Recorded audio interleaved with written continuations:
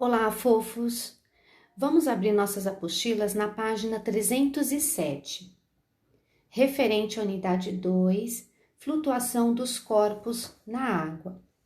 Pessoal, pedi para vocês abrirem essa apostila na página 307, porque eu quero fazer uma pergunta para vocês. Por que o navio não afunda na água, depois de tudo isso que nós vimos e entendemos, né? Nós sabemos que a quantidade de água deslocada pelo barquinho é bem maior que a quantidade de água deslocada por um bloco de ferro, por exemplo. Então, o que faz o barquinho sofrer maior empuxo é de ser empurrado para cima. Então, o que acontece? Os navios cargueiros, os iates e as grandes plataformas de petróleo flutuam na água, né?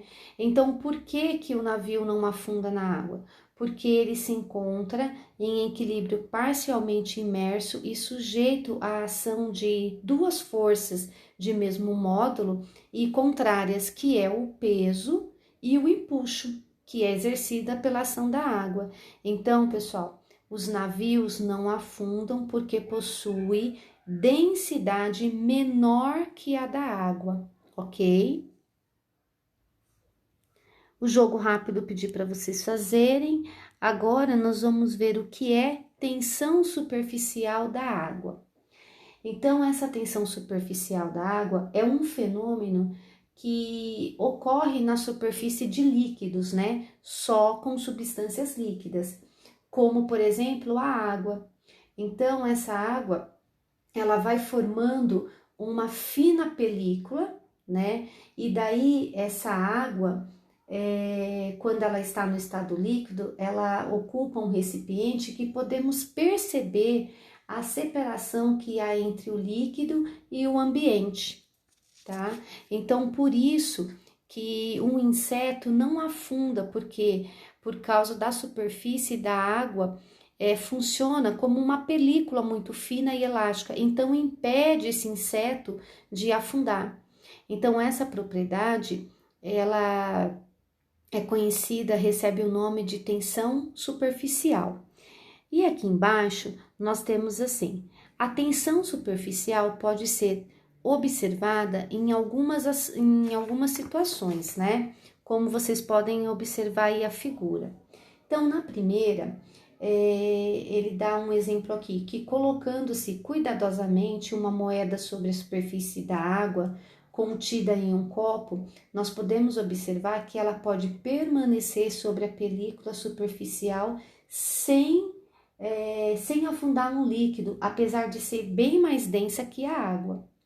No segundo, ele colocou assim: as gotas de água que se formam uma torneira ou em certas superfícies, como nas folhas de vegetais, mantêm sua forma graças à tensão superficial da água. E no terceiro exemplo, muitas folhas que caem das árvores ficam sobre a água e não afundam. Então, agora vocês entenderam por que o inseto não afunda, né? Por causa da superfície da água, que vai funcionar como uma película, né? Muito fina e elástica. Então, isso impede do animal afundar. Vamos ver agora separação de misturas. Mas antes da gente falar exatamente sobre a separação de misturas, eu queria relembrar vocês alguns aspectos muito importantes que a gente já viu na aula anterior. Então, por exemplo, o que são misturas? Misturas é um sistema formado por duas ou mais substâncias puras. Essas substâncias têm que ser puras. E essas misturas, elas podem ser classificadas em homogênea e heterogênea, tá? A gente sabe que a mistura homogênea apresenta uma fase, que a gente pode ver a olho nu. A mistura heterogênea apresenta duas ou mais fases, né? Nessa mistura homogênea, nós podemos ter como exemplo a água e açúcar, ou a água e sal. Na mistura heterogênea, nós podemos ter água e óleo, por exemplo, nós podemos ter água e areia, tá? E o que é solução? A solução são sistemas homogêneos, né, que são formados pela mistura de duas ou mais substâncias, como a gente já acabou de falar. E as soluções são constituídas de dois componentes. Quais são esses componentes? Soluto e solvente. O que é o soluto? O soluto é o que será dissolvido e o solvente é o que vai dissolver o soluto. Bom, pessoal, espero que vocês tenham relembrado um pouquinho, tá bom? Agora, nós vamos abrir a apostila. Espero que vocês já estejam aí com a apostila aberta, né? Na página 308, que a gente vai falar um pouquinho sobre essa separação de misturas. Então, em relação a essa separação de misturas, nós vamos verificar primeiro que é necessário, é muito importante separar os componentes de uma mistura, né? Em vários aspectos. E nós devemos saber que é utilizado em vários setores, como por exemplo também nas estações de tratamento de água, que são as ETAs, né? Que nós vamos estudar no próximo capítulo, que essa estação de tratamento de água, que é conhecido como ETAs, ela serve para separar o poluente da água e torná-las potável. Pessoal, também a gente pode verificar que em laboratórios, na obtenção de substâncias usadas para produzir medicamentos, nós podemos ver que também em indústrias, na produção de produtos alimentícios, de higiene e de limpeza, nós podemos usar essas misturas também em salinas, na obtenção do sal de cozinha, também na análise de laboratório dos componentes do sangue, né? Separar os componentes do lixo e destiná-lo à reciclagem, no refino do petróleo, na extração de seus componentes, como a gasolina, o óleo diesel, o querosene e o gás de cozinha. Então, pessoal, nós temos em muitos, como que se diz a palavra, nós temos que separar esses componentes e pode ser utilizado em vários setores, né? Então, ó, em pesquisas e na indústria é necessário que as substâncias utilizadas elas estejam em seu estado puro, ou seja, que tenha que ser uma substância pura, para a gente poder obter resultados mais corretos, né? Podemos também falar que esses métodos de separação são muito importantes, porque as misturas não são todas iguais, né? E como que a gente vai fazer isso? É fácil separar as misturas heterogêneas, né? Porque esses componentes são visíveis a olho nu. Mas as misturas homogêneas, o processo é muito mais difícil. Então, nós temos que seguir alguns métodos para poder separar esses tipos de mistura, né? E aí, o que que nós vamos fazer? Nós vamos lá para a página 309 e vamos ver quais são esses métodos utilizados na separação de misturas, né? Que a gente já falou aqui, que tem o tipo de mistura, que pode ser homogênea e heterogênea, que na natureza dois elementos químicos que formam as misturas, por exemplo, você tem lá o soluto, o solvente, você tem que verificar também a densidade, a temperatura, a solubilidade dos elementos, você tem que verificar os estados físicos dos componentes de mistura, se é sólido, líquido, gasoso, tá? Então, para a gente entender melhor, nós vamos falar agora sobre separação de misturas, mas essa separação de misturas heterogêneas, elas são sólidas, né? Então, essas misturas são aquelas que têm duas ou mais fases, como nós falamos, tá? Então, agora nós vamos falar um pouquinho, como vocês vão observando a figura, nós vamos falar sobre peneiração. Vocês já ouviram falar sobre isso? Eu acho que sim, vamos ver. A peneiração, ela também é conhecida como tamisação. E ela é usada para separar os sólidos de uma mistura. Nós podemos verificar como exemplo o quê? Separar os sólidos menores dos maiores. Então, esse método é muito utilizado na construção civil.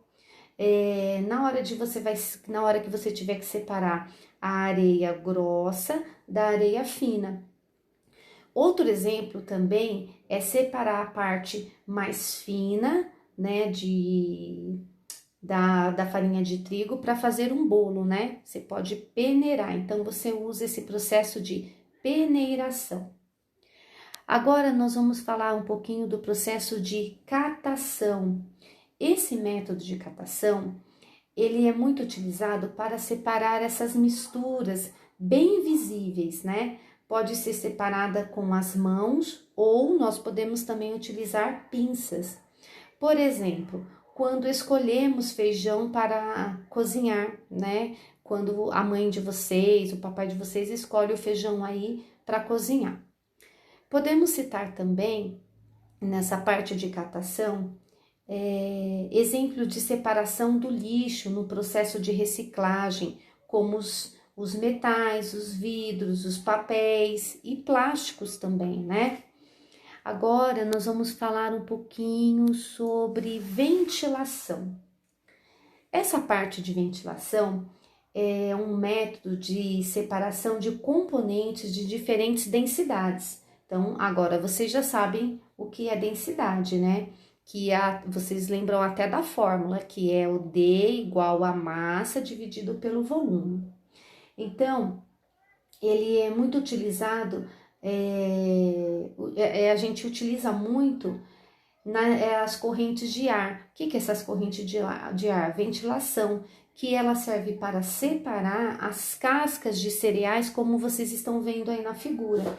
Como, por exemplo, o arroz, o trigo, o café, a soja, né? No caso dessa figura aqui, são para separação de cascas de cereais.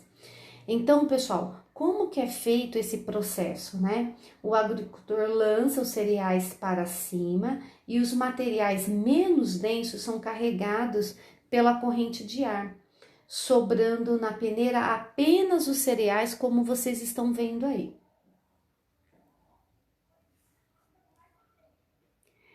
Agora nós vamos falar um pouquinho sobre levigação. O que é levigação? Na levigação consiste em usar uma corrente de água para separar corpos mais densos de corpos menos densos, ou seja, objetos mais densos de menos denso. Um exemplo é a separação de ouro da areia utilizando a água, como você está vendo aqui, o garimpeiro, né? A separação do ouro da areia por levigação. Então, tem aquelas pessoas que vão garimpar o ouro, então utiliza esse método de levigação. Tudo bem, pessoal? Agora a gente vai falar um pouquinho sobre separação magnética, ou também conhecido como imantação, tá? Esse método consiste em separar materiais que são atraídos por ser ímãs daqueles que não são ímãs, né? Então, é utilizado como, por exemplo, para separar metais da areia e também para separar do lixo, né? Esses lixões, objetos de metal que serão reciclados depois. Tudo bem? Como vocês estão observando aí na figura, separação de limalha de ferro da areia com o uso de um ímã. Limalha de ferro são pedacinhos de ferro, né? No caso, bem pequenininhos, bem moído, então ele está usando a separação magnética ou imantação, tá? Vamos falar um pouquinho agora sobre dissolução fracionada. Então, o que é isso? Vocês podem ir vendo o exemplo e acompanhar. Essa dissolução fracionada, ela está relacionada à dissolução de parte de uma mistura de 2 ou mais sólidos, tá? Então, é uma parte de uma mistura. Nesse processo, pessoal, somente um dos componentes da mistura vai se dissolver e o outro não. Nós podemos citar aí como exemplo que vocês estão vendo aí, ao misturarmos a areia mais o sal, né? E depois nós vamos adicionar, no caso aí, a água. Depois, o que vai acontecer? Irá formar uma solução salina, né, de água e sal. O sal vai dissolver na água e a areia não. Então, depois, o que a gente vai fazer? Nós vamos filtrar a água salgada da areia e, através de um processo chamado de filtração simples, onde a areia fica retida no filtro, como vocês estão observando. Tá vendo? A areia tá em cima do funil e desceu somente a água com sal, porque a água dissolveu no sal, né? E em seguida, o que nós vamos fazer? Para retirar o sal da água, né? O filtrado, que é a água salgada, deverá passar pelo processo de evaporação ou destilação. Uma destilação simples que nós já vamos falar. A destilação simples é quando a água líquida passa para o estado gasoso e o sal permanece no fundo do recipiente, como vocês estão vendo. E esse triângulo que está embaixo do recipiente e a água igual a vapor, que tem o sal aí, significa que aqueceu para poder o quê? Para permanecer o sal no fundo e a água evaporar. Tudo bem? Agora nós vamos falar um pouquinho sobre flotação. Essa flotação, pessoal, nesse processo nós usamos a água ou outro líquido, pode ser outro líquido qualquer, para separar sólidos de densidades diferentes. A gente está separando, então, esses materiais que têm densidades diferentes, tá? Nessa parte de flotação. Então, o que acontece? Nós temos o resíduo mais denso, que afunda, e o menos denso vai flutuar. Como, por exemplo, nós estamos vendo aí o recipiente aí com areia, né? No fundo, e a água e raspas de madeiras flutuando. Então, nós temos esse exemplo de flotação, serve para separar, no caso, as raspas de madeira da areia, tá? Porque a areia vai ficar no fundo e as raspas da madeira vai subir, ou seja, ela vai flutuar. Ok? Nós vamos falar agora um pouquinho sobre essa filtração simples, ou seja, nós vamos falar agora sobre misturas heterogêneas de sólidos e líquidos ou líquidos e líquidos. Então, essa filtração simples, como vocês estão vendo aí na figura, o que acontece? Nesse processo é utilizado para separar uma substância líquida de uma substância sólida. Então, nós podemos citar como exemplo a aplicação técnica de filtração no processo do café, por exemplo. Também nós podemos separar a areia da água, utilizar a filtração simples. Então, nesse processo de filtração simples, é simplesmente quando a mãe de vocês vão fazer o café, que ela vai filtrar. A borra do café vai ficar no coador em cima e a água vai passar formando o café. Tudo bem, pessoal? Espero que vocês tenham compreendido. Até o próximo vídeo.